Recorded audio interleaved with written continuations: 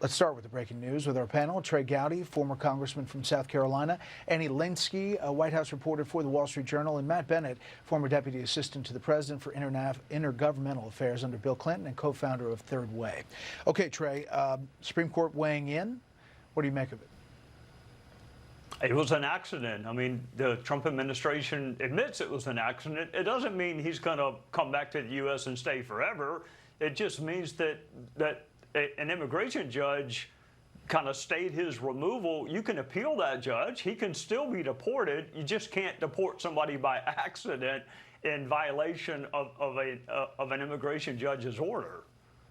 It appears to be a decision 6-3, and the court is recognizing that the April 7th deadline, Annie, is not set, and they're going to ask the court to relook at that. But they want the administration to effectuate the return. The administration's response to all of this, and Democratic critics saying there needs to be this at least court proceeding for each one of these deportations, has been pretty aggressive. Yeah, look, I mean, to Trey's point, you know, the administration is trying to do really big things here really quickly, but the extent to which they have these kinds of accidents is going to start to shake, or threatens to shake the confidence of the American people. So far, the polls have shown that Americans are solidly behind Trump's immigration policies. But this is the kind of thing that if it continues to happen and if it doesn't get fixed, does become problematic. At the same time, you know, it puts Democrats in the sort of position of defending, you know, gang members, and not necessarily in this person's case, but writ large when they are opposing the president's immigration policies. Matt, I guess Democrats would say they're defending due process and the right to make sure you have the right people. However, the policy of getting rid of violent gang members who are in the country illegally is pretty popular across the board. No question, Brett, and any responsible Democrat would tell you that we should deport gang members and violent criminals who are here illegally. They should absolutely be deported.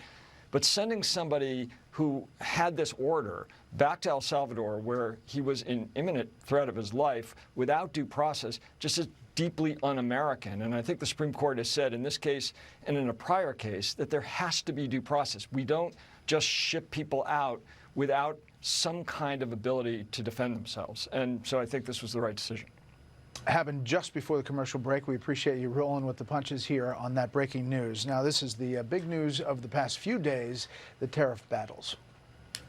This is something that should have been done 25 years ago. Everybody wants to come and make a deal, and we're working with a lot of different countries, and it's all going to work out very well. The last few days have undoubtedly sown seeds of doubt about America's stability and trustworthiness. This is the plan that he was pursuing all along. We have the upper hand right now. We have the cards. Now's the time to settle this. I'm willing to live with the volatility to get the long situation settled.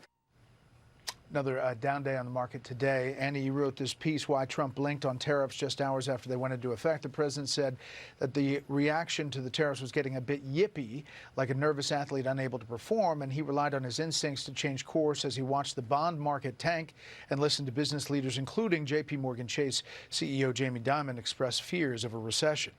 The episode was classic Trump. He took a drastic action, closely tracked the reaction, kept advisors and allies guessing, and then changed course. It really was that bond market reaction, and also, as we pointed out with Maria, her interview with Jamie Dimon.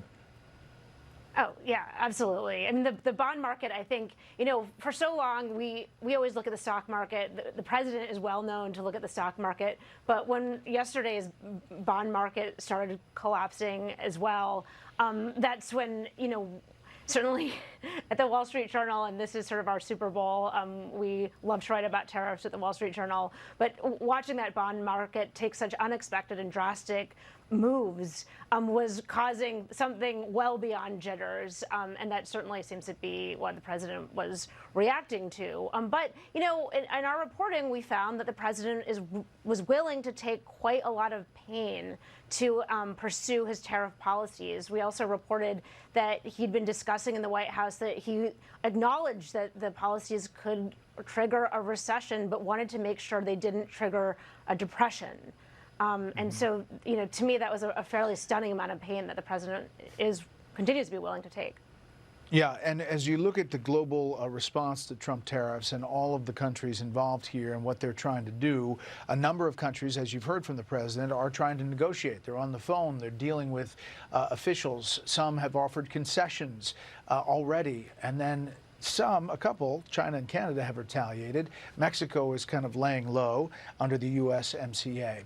The other big news is that the next step in the big, beautiful bill, the budget resolution tray, has moved forward past the House, squeaking by, but got by. And now they have to put it all together. I mean, it's about an 8-step process, and they're about 5 steps in.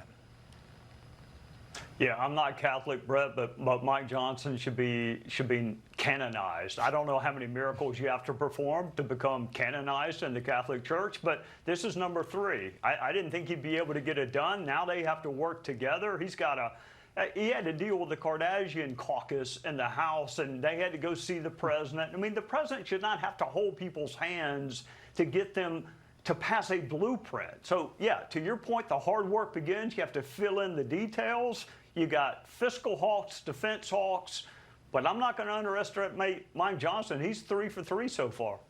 Yeah, let's take a listen to the speaker. We pass the budget resolution. That was a big step because that will allow us now to move forward to have our committees actually drafting the one big beautiful bill. We are aligned with the House in terms of what their budget resolution outlined in terms of savings. The speakers talked about $1.5 trillion. We got very strong confirmations about the levels of cuts and how committed they are to achieving them. We did not have those 48 hours ago. I hope it works out for them.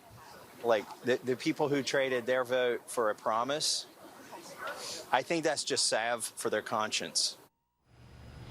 Because, Matt, you've got some members of the caucus, the Republican caucus, who voted for this, who are really having a problem with the Senate version that only draws down the budget $4 billion in the face of a $5.8 trillion in deficit. They're saying that they're going to get a lot of cuts yet to come. DOGE is going to add numbers.